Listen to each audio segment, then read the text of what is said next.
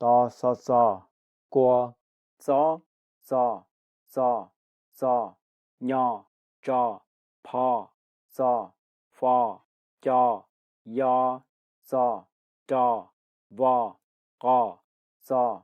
sò, sò, za, zênh, xí, gió, zu, zử, sơ, di, zong, giống, nhó, trào, chùa,跑, chú, sơ, sinh, phênh, yùa, chia, đua, vò, trông, phênh, xứ, cò, ê, anh, chê, chênh, đê, ê, cú, xí, chi, nhó, hậu, chế, anh, nền, đa, chia, nhó, sáu, nữ, y, tử, rong, ly, no, chó,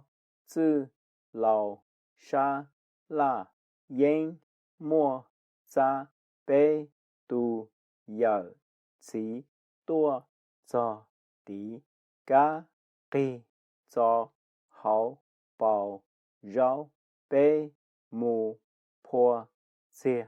nữ, gió, chó, nền, nhó, xỉ, cú, tu, mó, chi, sơ, rong, trò, tua, bê, giá, kế, cú, chi, sơ, tua, phò, giò, dính, chu, phênh.